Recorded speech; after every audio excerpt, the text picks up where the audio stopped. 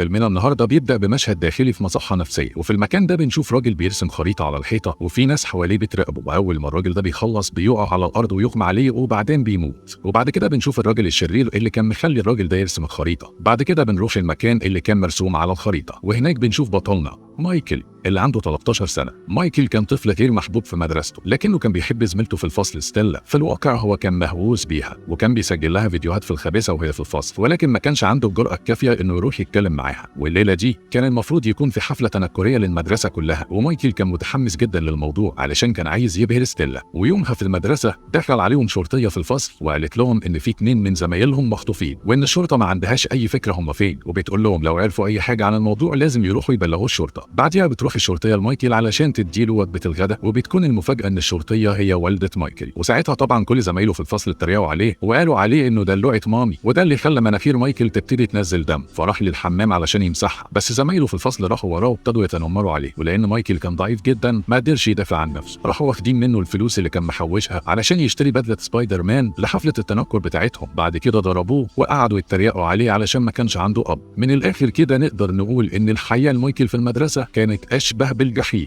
وبعد ما حصل اللي حصل في المدرسة رجع مايكل لبيته. مايكل كان عنده اخت صغيرة اللي برضه كانت عارفة انه ملوش اصدقاء، وبعد ما اتسرقت فلوسه مايكل ما كانش عارف اذا كان هيروح الحفلة ولا لا، فراح علشان يشوف الصندوق اللي بيحوش فيه ولقى فيه شوية فلوس قليلة، فراح واخد الفلوس وراح يشتري زي تنكر للحفلة. مايكل كان عايز يشتري حاجة ليها علاقة بالابطال الخارقين بس ما لقاش حاجة غير بدلة غريبة جدا. بعد كده ولد بيقوم منادي على مايكل وبيسأله هو عايز ايه بالظبط، فمايكل بيوري له الفلوس، فبيروح الولد مطلع له بدلة شكلها وحش جدا وبيحاول يبيعها له على اساس انها تخص بطل خارق مشهور، وبيقول له كمان ان سر البدلة دي انها بتدي قوة خارقة لاي حد يلبسها، وده اللي مايكل هيعرفه بعدين. مايكل ما كانش معاه فلوس كفاية علشان يشتري بدلة سبايدر مان، فاشترى البدلة دي وخلاص ورجع بيها على بيته، لكنه ما كانش مبسوط قوي بشكله فيها. بعد كده والدته بترجع البيت وبتسأله ايه اللي حصل. مايكل بيقول لها انه مش عايز يروح الحفلة وانه خايف ان كل زمايله هيتريقوا عليه وعلى شكله في البدلة الغريبة دي، فبتبدأ مامته تمدح في البدلة وتقول له انه شكله مختلف جدا وان دي حاجة مش وحشة ابدا. وبعد ما اتكلمت معاه شوية اقنعته انه يروح الحفلة ويبهر ستيلا، وفعلا بيروح مايكل الحفلة. وكانت المفاجأة ان ستيلا ابتدت تتكلم معاه. طبعا صاحبنا مايكل كان طاير من الفرح وكان فاكر انه بعد كده هيقدر يصاحبها بقى، بس زمايله المتنمرين راحوا مشغلين الفيديوهات اللي مايكل كان بيصور فيها ستيلا. وطبعا ستيلا اول ما شافت الفيديوهات اتعصبت جدا وسالتهم مين اللي صور الفيديوهات دي، فبيروح زمايله مشاورين عليه. ستيلا بتسال مايكل اذا كان دي حقيقه ولا لا. طبعا مايكل بيتوتر وما بيعرفش يجاوب على سؤالها وبيحاول انه يهرب من الحفله، بس كل الناس بتقف قصاده. وفي محاوله منه انه يهرب من الموقف المحرج ده راح جاري على الحمام وقافل على نفسه، وساعتها زمايله وقفوا بره وقعدوا يندهوا عليه علشان يطلع. طبعا مايكل ما كانش عايز يطلع لانه كان غضبان من نفسه علشان ما اخدش باله من تليفونه. مايكل كان عايز يختفي من قدام كل الناس واتمنى لو كان عنده طاقية الاخفاء. فجأة النور بيقطع ولما بيرجع تاني مايكل ما كانش له وجود في اي حتة. وفي اليوم اللي بعده مايكل بيلاقي نفسه في سريره، فقام وقلع البدلة وراح الحمام علشان يغسل اسنانه، وساعتها بس مايكل اكتشف انه فعلا بقى شفاف. مايكل ما كانش قادر يصدق عينيه وقعد يبص على نفسه في المراية بس ما قدرش يشوف انعكاسه فيها. حتى مامته لما دخلت الأوضة ما عرفتش تشوفه، فبيروح مايكل كاتب لمامته على ورقة بسرعة انه صحي بدري وراح المدرسة بدري، ولما مامته بتشوف الورقة بتسيب الأوضة وتمشي. مايكل ما كانش عارف يعمل ايه بعد ما اكتشف قوته الخارقة الجديدة، فراح مغطي جسمه كله وراح على المدرسة، وهناك بيشوف ستيلا بس كان مكسوف يروح ناحيتها، فقرر انه يمشي من المدرسة، ولكن غير رأيه في آخر لحظة لما شاف زميله اللي كان بيتنمر عليه وفكر انه ممكن يعمل اي حاجة بفضل قوته الخارقة الجديدة، فراح قالع هدومه كلها وقعد يتمشى في المدرسة وهو عريان، بس لاحظ ان في راجل شافه وهو بيقلع هدوم. بعد كده بيدخل مايكل الفصل وهو ما حدش شايفه خالص، وبيروح للمكان اللي كان قاعد فيه زميله المتنمر وطلع المسدس بتاعه من شنطته وضرب نار على المدرسة وخلى الموضوع يبان ان زميله المتنمر هو اللي عمل كده. بعد كده بيلاقي ورقة امتحان وبيبتدي يكتب كل الإجابات في الخباثة. بعدين بيروح لزميله المتنمر التاني وبيرخم عليه وهو في ماتش المسابقة بتاعه. زي ما احنا شايفين بمساعدة القوة الخارقة الجديدة مايكل قدر انه ينتقم من زمايله المتنمرين اشهر انتقام. مش بس كده، ده كمان راح حمام البنات وقعد يتفرج عليه، وهو بيتفرج عليهم ستيلا رمت الفوطة في الهواء فوقعت على مايكل، وده اللي خلى كل البنات تكتشف ان في حد كان بيتفرج عليهم. طبعا مايكل بيتوتر جدا وبيفقد قوته الخارقة في نفس الوقت. ستيلا بتشيل الفوطة من عليه في الوقت اللي البنات كلها بتجري فيه بعد ما عرفوا ان كان في واحد بيتفرج عليهم في الحمام. طبعا مامة مايكل كانت متضايقة جدا منه بعد ما عرفت اللي حصل، وهو ما كانش عنده اي اجابة تبرر موقفه. وبعد كده بيجي لها مكالمة من المكتب علشان تعرف ان الاطفال المفقودين بعتوا فيديو بيقولوا فيه انهم هربوا من اهلهم وان هم عايزين يعيشوا حياة مستقلة، وبيختموا رسالتهم بانهم مش عايزين حد يدور عليهم. عليهم. وفي اليوم اللي بعده بيجي طبيب نفسي في الفصل بتاع مايكل علشان يساعد الأطفال إنهم يفهموا أهمية الأهل علشان ما يعملوش أي أخطاء في حياتهم. من الآخر يعني المدرسة جابته كام يوم كده عشان ما يبقاش في أطفال بتهرب من البيت تاني. وفجأة مايكل بيلاقي إن إيديه بتختفي، فبيحاول يخبي إيده بسرعة وبيهرب من الفصل لما الدكتور النفساني بيقرب منه. بعد كده مايكل بيرجع البيت وأخته بتشوفه وهو بيختفي، وكانت خلاص هتصرخ بس مايكل سكتها وقال لها إن ده سر ما بينهم. بعد كده قال لها على قصة البدلة، واقتنعت أخته إن مايكل بقى من الأبطال الخارقين خلاص. بعدين مايكل بيسمع مامته وهي بتتكلم في التليفون، فراح لها وهو مختفي وابتدى يتصنت عليها. وبما إن مامته ما كانتش عارفة إن ابنها قاعد قدامها كملت كلام عادي جدا. وساعتها مايكل عرف إنه مش ابنها الحقيقي وإنها تبنته وهو صغير، ومع ذلك بتحبه جدا كأنه ابنها بالظبط. بس مايكل ما كانش عنده أي فكرة عن الموضوع ده، فطبعا اتضايق جدا وساب البيت ومشي. وبما إنه كان في غاية الحزن مايكل ما كانش عارف يرتب أفكاره وهو بيتمرجح. ستيلا شافت المرجحة وهي بتتحرك لوحدها وكان عندها فضول تعرف إيه اللي بيحصل، فقربت من المرجحة وقعدت على المرجحة اللي جنبيها وابتدى الاتنين يتكلموا. بس هي ما كانش عندها أي فكرة إن الشخص المختفي ده هو نفسه مايكل زميلها في الفصل. ستيلا كانت مبسوطة بالكلام وطلبت منه إنهم يتقابلوا مرة تانية قبل ما ترجع البيت.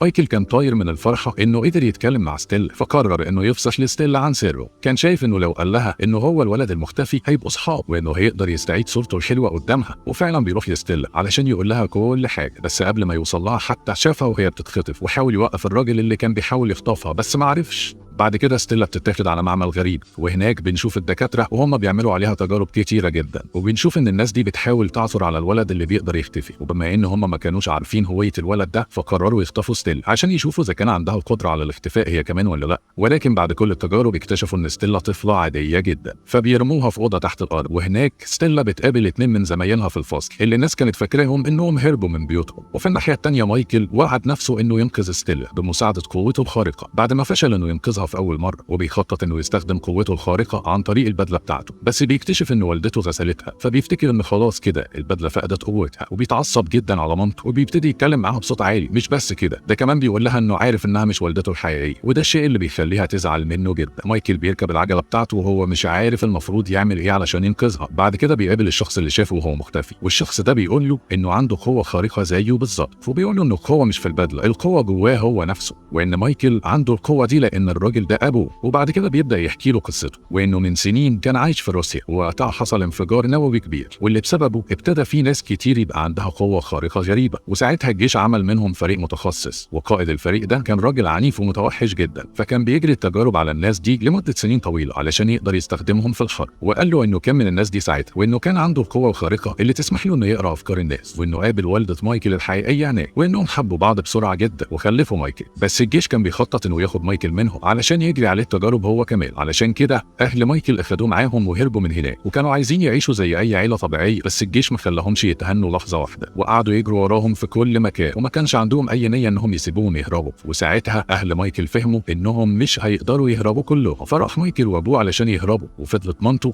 علشان تحاول توقف الجيش، ولكنها اتقتلت وهي بتحاول تحاربهم. وبما ان ابو مايكل كان عارف انهم هيجروا وراه هو كمان، قرر انه يسيب مايكل لوالدته اللي هي متبنيه دلوقتي. وبما انه كان بيقرا الافكار فقال لمايكل ان والدته ست كويسه جدا. بعد كده بيدي مايكل بدله وبيقول له انها هتساعده يقدر يتحكم في قوته بشكل افضل. واخيرا مامة مايكل بتلاقيه وبتقول له ما تهربش ولا تسيب البيت تاني. وفي البيت مايكل بيستكشف البدله اللي باباه جابها له، وكان جاهز انه يلبسها ويجربها، بس الطبيب النفساني بيعطله عن كل ده، وابتدى يحاول يفهم من مايكل هو ليه بيتصرف بالشكل الغريب ده. بس الاسئله اللي كان بيسالها كانت بتوحي انه عارف سر مايكل، وانه عايزه يعترف ان عنده قوه خارقه. طبعا مايكل ابتدى يحس ان في حاجه غلط، فقرر انه يسيب البيت ويمشي، بس بيلاقي كل البيبان مقفوله. فبيروح مايكل حابس نفسه في اوضه في الوقت اللي الطبيب النفساني كان بيحاول يدخل له جواها، ولكن مايكل بيلبس البدله وبيختفي تماما. وساعتها طبعا الدكتور ما قدرش يشوفه، وقدر مايكل انه يهرب منه. وفي الوقت ده ستيلا كانت بتتكلم مع زمايلها علشان يفهموا الناس دي خطفاهم ليه، وطبعا كل واحد فيهم كان ليه رايه الخاص، بس ستيلا قالت لهم انهم لازم يعملوا حاجه، وابتدت تحط خطه علشان تهرب من الاوضه. وبمساعده صحابها قدرت فعلا انها تتسلق سطح الاوضه وتهرب منها.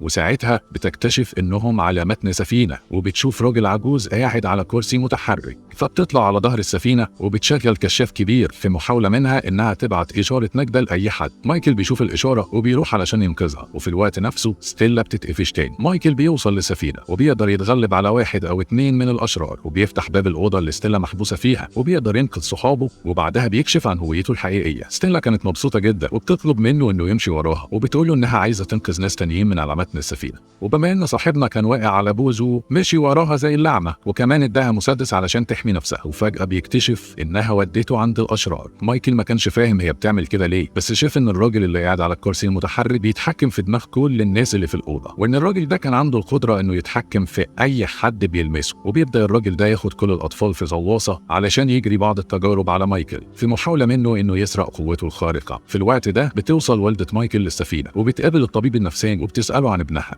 بس بما انه ما كانش في وعيه بيقول لها انه ما يعرفش حاجه خالص. وبما ان مايكل كان خايف على حياه ستيلا ابتدى يتعصب جدا، وساعتها اكتشف انه عنده قوه خارقه كمان، وهو انه بيقدر يتحكم في الاشياء اللي حواليه. وبمساعده قوته الخارقه قدر مايكل انه يخرج كل اصحابه وحبس نفسه مع ستيلا في اوضه صغيره، وحرك الاوضه كلها بره السفينه، واخيرا قدر ينقذها من الاشرار. ولما خرجوا كانت والده مايكل هناك برضه، وبما ان مايكل كان طفل صغير وطايش قعد يوري كل الناس قوته الخارقه، وطبعا كل اصحابه كانوا منبهرين بيه جدا، ومامته كانت في حاله دهشه من اللي بيحصل. مش بس كده، ده كمان ستيلا كان باين عليها انها ابتدت تحبه. طبعا مامته كانت قلقانه عليه بعد ما عرفت ان عنده قوه خارقه، وساعتها مايكل بيشوف ابوه فبيروح له، وبعد ما بيروح له ابوه بيقول له انه ما ينفعش يتفاخر بالقوه بتاعته بالشكل ده، وانه اول ما الناس تعرف الموضوع هيبتدوا يجروا وراه في كل مكان علشان ينهوا حياته. لكن مايكل بيشرح له انه عايز المجد والشهره بتوع الابطال الخارقين، وانه مش مهتم الناس تعرف الموضوع ولا لا. فبيحاول باباه يشرح له انه كده ممكن يعيش حياه مليانه بالمخاطر، فبيوافق مايكل انه يخلي الموضوع سر. وبعدها ابو مايكل بيمسح ذاكره كل شخص شاف مايكل وهو مختفي، وبعد فتره محدش كان عنده اي فكره ازاي الاطفال المفقوده دي رجعت تاني، ولا مين اللي كان خاطفهم. محدش كان فاكر اي حاجه عن الحادثه، وتوقعوا ان والده مايكل هي اللي انقذت الجميع. بعدها فقدت الذاكره بشكل او باخر، وفعلا بيتم تكريم والده مايكل على شجاعتها. وفي المدرسه رجعت الحياه لطبيعتها بالنسبه لمايكل، ورجع زمايله المتنمرين يحاولوا يخوفوه تاني، بس مايكل كبر خلاص وبقى واثق في نفسه، وكان قادر يبص لهم في عينهم ويقول لهم يسيبوه في حاله. وبعد كده بيقابل ستيلا اللي ما كانتش فاكره اي حاجه من اللي حصل طبعا، وبيبدا الاثنين يتكلموا. بعد كده ستيلا بتسامح مايكل على اللي عمله وبيبقوا صحاب. وتوته توته خلصت الحدوته.